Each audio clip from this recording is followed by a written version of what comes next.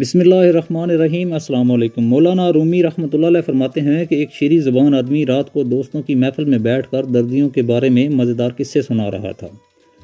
داستان گو اتنی معلومات رکھتا تھا کہ باقاعدہ اچھا خاصا درزی نامہ مرتب ہو سکتا تھا۔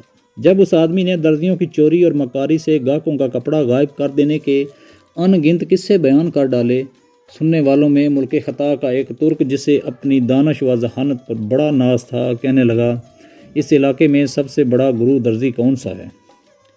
داستان گو نے کہا، یوں تو ایک سے ایک ماہر فن اس شہر کے گلی کوچوں میں موجود ہے، لیکن پورش نامی درزی بڑا فنکار ہے۔ اس کے کاٹے کا منتر ہی نہیں، ہاتھ کی صفائی میں ایسا استاد ہے کہ کپڑا تو کپڑا آنکھوں کا کاجل تک چرا لے اور چوری کا پتہ بھی نہ لگنے دے۔ ترک کہنے لگا، لگا لو مجھ سے شرط، میں اس کے پاس کپڑا لے کر جاؤں گا اور دیکھوں گا کہ وہ کیوں کر میری آنکھوں میں دھول جھونک کر کپڑا چراتا ہے۔ ارے میاں، کپڑا تو درکنار ابھی ایک تار بھی غائب نہ کر سکے گا۔ دوستوں نے جب یہ سنا اور کہنے لگے، ارے بھائی زیادہ جوش میں نہ آ، تو اس سے پہلے بھی بہت سے یہی دعویٰ کرتے آئے اور اس درزی سے چوٹ کھا گئے، تو اپنی عقل و خرد پر نہ جا، دھوکہ کھائے گا۔ محفل برخاست ہونے کے بعد ترک اپنے گھر چلا گیا۔ اسی پیچ و تاب اور فکر و اضطراب میں ساری رات گزر گئی۔ صبح ہوتے ہی قیمتی اطلس کا کپڑا لیا اور پورش درزی کا نام پوچھتا پچاتا اس کی دکان پر پہنچ گیا۔ درزی اس ترک گاہک کو دیکھتے ہی نہایت ادب سے کھڑا ہو کر تسلیمات بجا لایا۔ درزی نے خوش اخلاقی و تعظیم و تکریم کا ایسا مظاہرہ کیا کہ ترک بے حد متاثر ہوا۔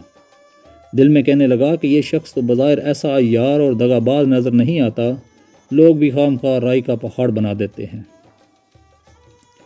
یہ سوچ کر قیمتی اطلس درزی کے آگے دھر دی اور کہنے لگا، اس اطلس کی کبا مجھے سی دیں۔ درزی نے دونوں ہاتھ ادب سے اپنے سینے پر باندھے اور کہنے لگا، حضور کبا ایسی سیوں گا جو نہ صرف آپ کے جسم پر زیب دے گی بلکہ دنیا دیکھے گی۔ اس نے کپڑا گز سے ناپا، پھر کاٹنے کے لیے جا بجا اس پر نشان لگانے لگا۔ ساتھ ہی ساتھ ادھر ادھر کے پرلطف قصے کہانیاں چھیڑ دیے، ہنسنے ہنسانے کی باتیں ہونے لگیں جن میں ترک کو بے حد دلچسپی ہو گئی۔ جب درزی نے اس کی دلچسپی دیکھی تو ایک مزاحیہ لطیفہ سنایا جسے سن کر ترک ہنسنے لگا۔ اس کی چندی چندی آنکھیں اور بھی مچ گئیں۔ درزی نے جھٹ پٹ کپڑا کاٹا اور ران تلے ایسا دبایا کہ سوائے خدا کی ذات کے اور کوئی نہ دیکھ سکا۔ غرض کے اس پرلطف داستان سرائی میں ترک اپنا اصل مقصد اور دعویٰ فرموش کر بیٹھا۔ کدھر کی اطلس، کہاں کی شرط، ہنسی مذاق میں سب غافل ہو گیا۔ ترک درزی سے کہنے لگا، ایسی ہی مزیدار کوئی اور بات سناؤ۔ درزی نے پھر چرب زبانی کا مظاہرہ کیا۔ ترک اتنا ہنسا کہ اس کی آنکھیں بالکل بند ہو گئیں۔ ہوش و حواس رخصت، عقل و خرد الوداع۔ اس مرتبہ درزی نے پھر کپڑا کاٹ کر ران تلے دبا لیا۔ ترک نے چوتھی بار مذاق کا تقاضا کیا تو درزی کو کچھ حیا آ گئی اور کہنے لگا، مزید تقاضا نہ کر، اگر ہنسی کی اور بات کہوں گا تو تیری کبا تنگ ہو جائے گی۔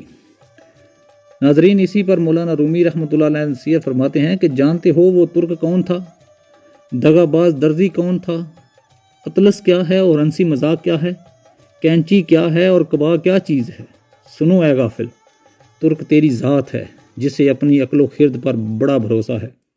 وہ یار دھوکہ باز درزی یہ دنیا فانی ہے، ہنسی مذاق نفسانی جذبات ہیں۔ تیری عمر اطلس پر دن رات درزی کی کینچی کا منی چل رہی ہے۔ دل لگی کا شوق تیری غفلت ہے۔ اطلس کی کبا تیری بھلائی اور نیکی کے لیے سلوانی تھی، وہ فضول مذاق اور کہہ قومیں تباہ و برباد ہو گئی۔ اے عزیز، اپنی ہوش و حواس درست کر، ظاہر کو چھوڑ باطن کی طرف توجہ کر۔ تیری قیمتی عمر کی اطلس لیل و نہار کی کینچی سے دنیا کا مکار درزی ٹکڑے ٹکڑے کر کے چرائے جا رہا ہے اور تو ہنسی مذاق میں مشغول ہے۔ السلام علیکم، جزاک اللہ خیر۔